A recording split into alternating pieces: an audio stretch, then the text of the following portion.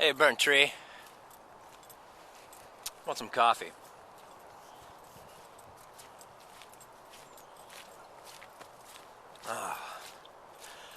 Coffee, and let's talk about books. And not as much do I have any book recommendations for you, but the joy and benefit for books. I feel that I'm more than I am. I'm more than I would have been. I'm more than I could have been, thanks to books.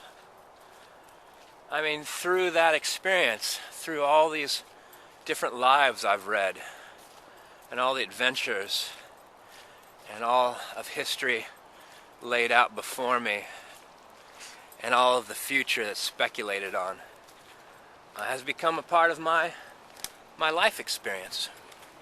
Look at this beautiful field.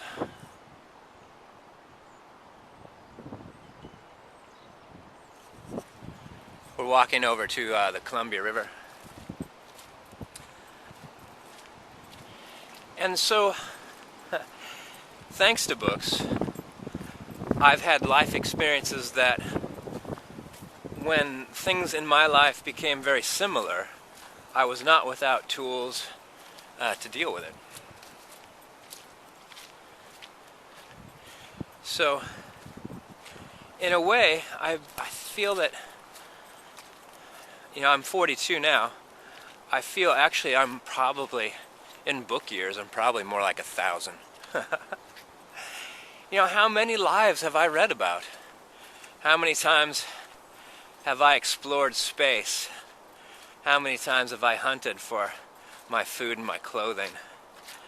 How many times have I been so bone tired but still gone to work for my family and watched them grow old and cared about them for my whole life? I've hunted the white whale. I've walked on Mars. I've talked with alien species. All these things, these life experiences, books have given me. And in many ways it's not fantasy. I mean, they're human beings writing about interactions. So even when I am reading about somebody talking to an alien species, it's really about, trying to understand others, how to represent yourself as best you can. A lot of what not to do.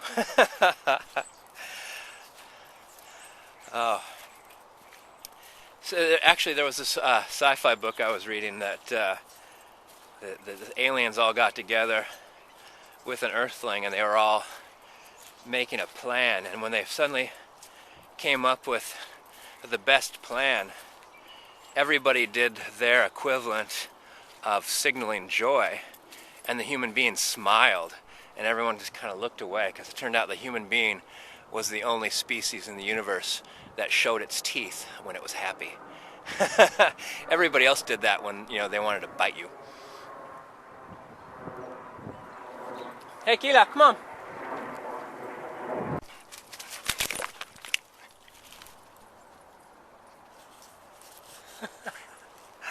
I had to go lift Aquila out of that hole he was digging.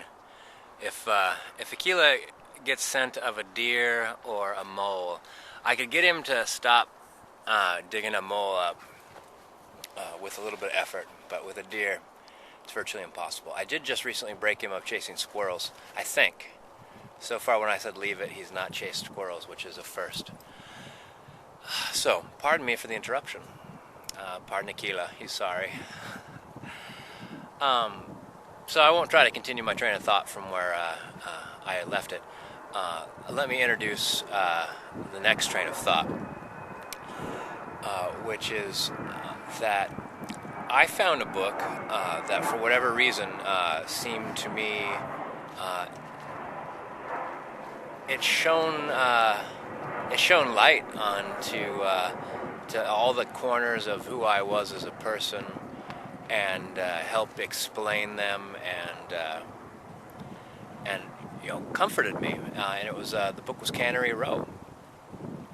And I'm not any one of the characters. I'm not really even the culmination of all those characters. Each one of those characters is not a facet of who I am, though I never felt like I understood myself better before I read it. After I read that book, I felt I had a greater understanding as me as a person. And it's only here's how I kind of thought about it when it happened. You can understand the boat you're in, and the sails and the rudder and all that. But the greater understanding you have of the current you're in and the wind direction, it makes steering so much easier. And I think Cannery Row helped show me that. It helped show me that all the things that go on around you in your life that have happened in your past and where you want to go in the future, all those currents are going to have an effect on you at the moment. And you need to keep that in mind as you're steering your craft from point A to point B. And there was so much that went on there that, people made mistakes. People wish that things hadn't turned out the way they did. And they atone for it in the ways they know how, and move on and forget, which is an excellent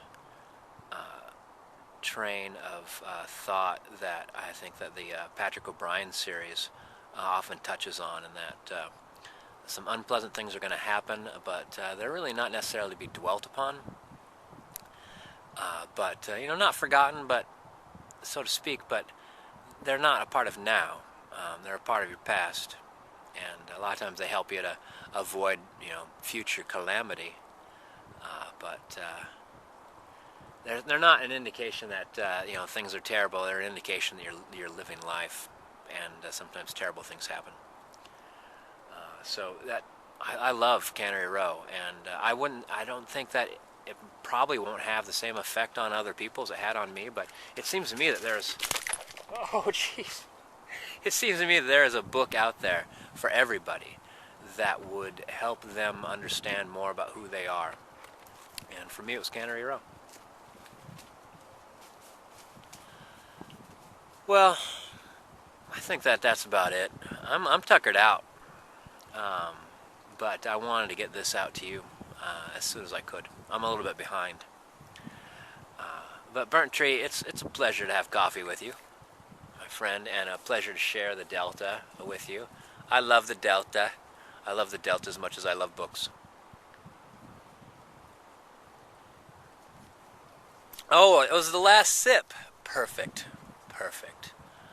All right, Burnt Tree. I look forward to checking out that online book community you were talking about, and I look forward to seeing more videos of yours. You kind of come in and out of the tubes, and it's always a wonderful surprise every time you come back down and join us. So I'll see you later, my friend. Peace out.